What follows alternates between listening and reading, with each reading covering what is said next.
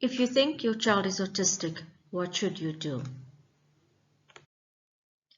If you are worried about your child and you suspect that something is wrong, if you think she might be autistic, approach your concerns in a proactive way. This means seeking the help of the correct professional to assess your child and to make a diagnosis. Speculation and worry will not help you or your child, nor will surfing the internet looking for answers or discussions with people on various chat groups or websites who are not medical professionals.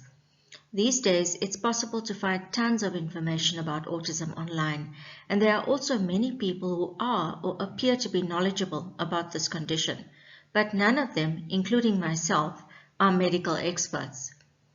Consider instead why you are worried about your child. What are the aspects of your child's behavior that are giving you cause for concern? And if you have had these concerns for a long time, then it is best to consult a professional. If you have concerns, they probably relate to your child's development over a period of time, and you have judged it by comparing it to what other children of the same age are doing. So if you look at developmental charts, and take this one here, for example, that I've posted up, a child at 6 months may be even able to respond to his own name, might be able to string vowels together in order to make vowel sounds. A child who is 12 months of age might even be able to say the words mama or dada. A child of 18 months of age might be able to pretend play using a doll and may even point to things in order to draw your attention to them. A 3-year-old child is able to carry on a conversation normally using 2 or 3 sentences that are strung together. A child who is 3 years of age will show affection for friends without being prompted. So your concerns would probably relate to an aspect of your child's development that does not match the behavior of other children of the same age with regard to playing, learning, speaking, or moving. For example, let's say your child does not play with you, or your child shows no interest in other children, or your child is not speaking as yet. These kinds of concerns, if they occur, you should go to your pediatrician, doctor, or childcare nurse who does your child's checkups at regular intervals to assess growth and development. So these wellness checkups that involve babies and toddlers are usually done at 6 months, then at 12 months, a year, 18 months, and 2 years. And the doctor or the childcare nurse will usually ask you questions about your child's development, about the way he speaks, about his play, and try to assess if your child is meeting developmental milestones for that age. So when you go for this checkup, for the next checkup, ascertain whether your doctor or nurse has any concerns with regard to your child's development, and then raise and discuss your concerns with him. And if these concerns persist across more than one checkup, in other words, if they do not go away, then it is advisable for you to request to be referred to the relevant professional. So who would be able to make a diagnosis of autism? The medical professionals who are competent to assess and diagnose your child are a pediatric neurologist, a child psychiatrist, a clinical psychologist, a speech and language pathologist, and then possibly a pediatrician, medical doctor, psychiatrist, or psychologist with experience in assessing and diagnosing autism. If you do not have private medical insurance, take your child to a teaching or academic public hospital in your area, and you will then be referred by the doctor who sees your child to the specialist who consults within that hospital and is able to assess and make a diagnosis. This process might take time, but it is likely to get you the answers that you are seeking. Autism is a disability, and there is a social stigma attached to anyone who is labeled as autistic. And so regardless of some of the current prevailing perceptions that autism is not a disability, that it is rather a difference, and that people with autism are special or gifted, the reality is that anyone who is diagnosed with autism will face significant challenges throughout life, and these will affect their independence, health, and all relationships. So considering this, there would have to be a good reason or good reasons for a parent to go out searching for a diagnosis, because this results in a label that will forever be attached to the child. Let's look at some of the reasons why you would want to seek a diagnosis. A diagnosis provides a path for the way forward. It places parents in a position where they come to terms with the reality of autism. They begin to learn about the therapies that are available, the educational paths that their child may be able to take. A diagnosis also means that you will begin to understand what kind of help your child needs, and you will seek guidance on where to get that help. Engaging professionals to provide support and services to your child will help your child to reach his potential. The earlier the diagnosis and the treatment, the better the prognosis for your child. A diagnosis is preferable to floundering around in the dark, where you try to act in your child's best interests, but you don't really know what to do to help them because you don't know what is wrong. It is possible that what you suspect is also incorrect. For example, your child may in fact not be autistic, and the only way for you to find this out is to see a professional. So, for example, children with speech delays may have other conditions which require specific treatment, and speech and language delays are quite common in children with hearing loss. And then on the other hand, you have a child who might have difficulty relating to others, have social difficulties, but this may only be a social phobia or a form of anxiety, but not autism. Then diagnosis also helps you to properly consider all the financial, social, and emotional implications of disability, and allows you to grasp what your future may look like, and then also help you in being able to make provision for that future. So this will be best for you as well as for your family. Diagnosis then also provides clarity for family, friends, because once they understand what the diagnosis is and that your child is autistic, and they then have an insight into why your child does the things that he does or behaves in the way that he does, this is likely to help them to be more understanding and helpful and supportive of your child and of the difference. Then diagnosis also entitles you and your family to certain benefits depending on the country that you are in. This might include cover or partial cover for certain therapies such as speech therapy, occupational therapy, applied behavior analysis theory, which is I think covered under some insurances or medical care in the United States. Then you would also be entitled to certain assistance in public schools through the help of a team of people who will be able to support your child through his schooling career. The issue of a childcare grant or a disability grant is possible, which will help you to alleviate some of your financial responsibilities. Then there are tax deductions or tax benefits that may be available to you as the parent of a child with autism, in that you would have expended certain financial responsibilities to care for your child, and the government then compensates you for some of these expenditures through its tax policies.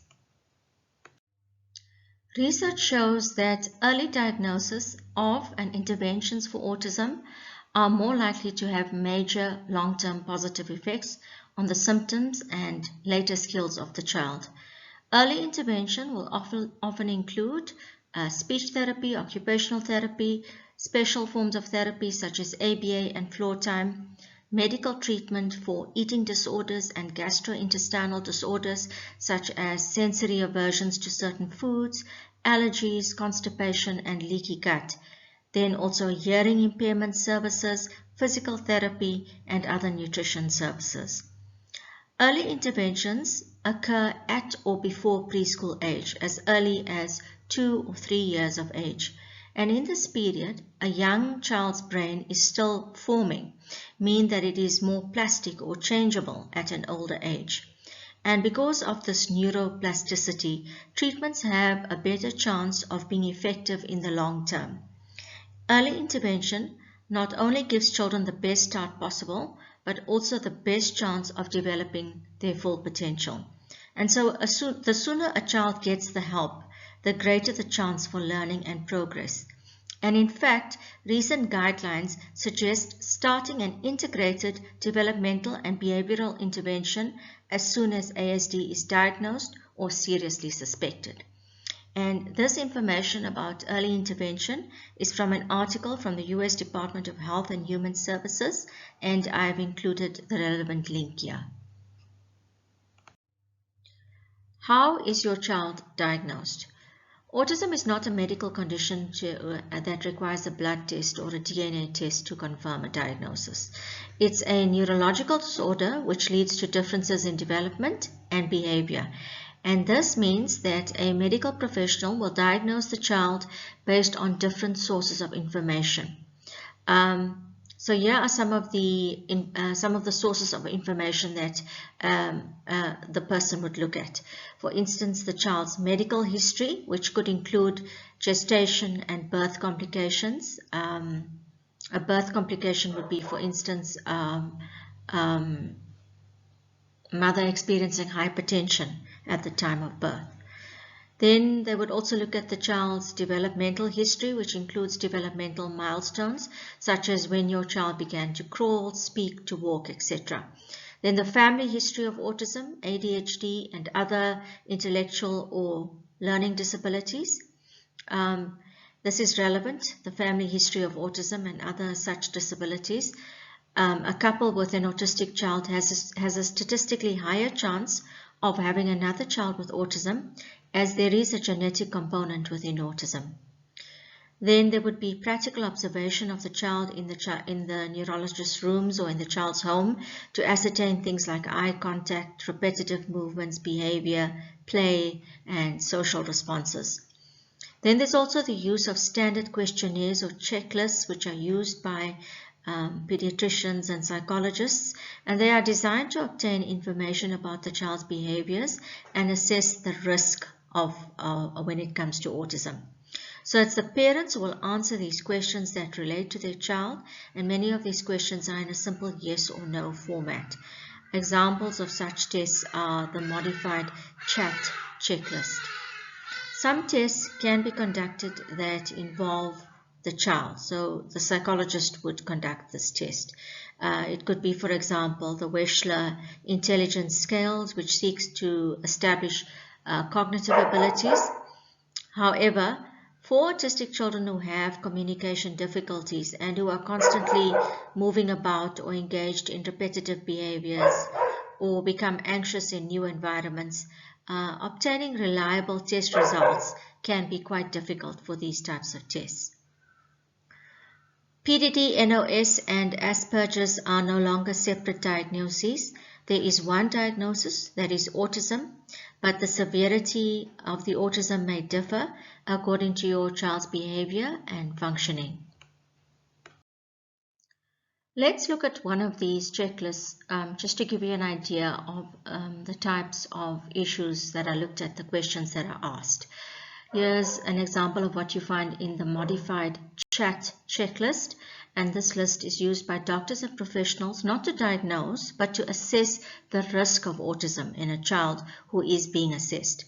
So some of the questions being addressed would relate to whether the child shows an interest in other children, whether he engages in pretend play, whether he points to or draws attention to anything, whether he responds when his name is called, whether the child looks at something that you are looking at, in other words, there's joint attention, and whether your child understands what other people are saying. So these are just some of the examples of the kinds of issues that are covered, and the answers are simple yes/no answers. And there are many more questions asked in such a checklist, but it is used by medical professionals to assess children between the ages of 16 and 30 months of age. And there is a specific way to score the results, and if there is a need, the family will be referred for a follow-up interview and evaluation, which could then result in a diagnosis. So this type of list is obviously to be used by professionals because it involves experience, knowledge, and also proper scoring and evaluation. There are various other tests that are also used by medical professionals to assess a child, and these tests cannot be administered by lay people as they require insight, experience, and a particular type of evaluation and scoring. The Autism Diagnostic Interview, or ADIR, and this involves a semi-structured interview with the child's parents, and it is used by a specialist to make a diagnosis. Then the Autism Diagnostic Observation Schedule, it is an interview which also includes directed activities and is used to make diagnosis. The Screening Tool for Autism in Toddlers and Young Children, or STAT, Social Communication Questionnaire, SCQ, Autism Spectrum Screening Questionnaire, ASSQ, and this can be a tool to assess the risk of high-functioning autism. Then Childhood Autism Rating Scale, CARS, then Communication and Symbolic Behavior Scales, CSBS. So what do these diagnostic tests focus on? Let's look at what some of the most important aspects of the test would be looking at. They would be looking at speech and language, at nonverbal social communication such as waving and pointing, at sensory sensitivities, at joint attention, which is when two people are able to pay attention to the same thing. So for example, a child and parent playing a peekaboo game together.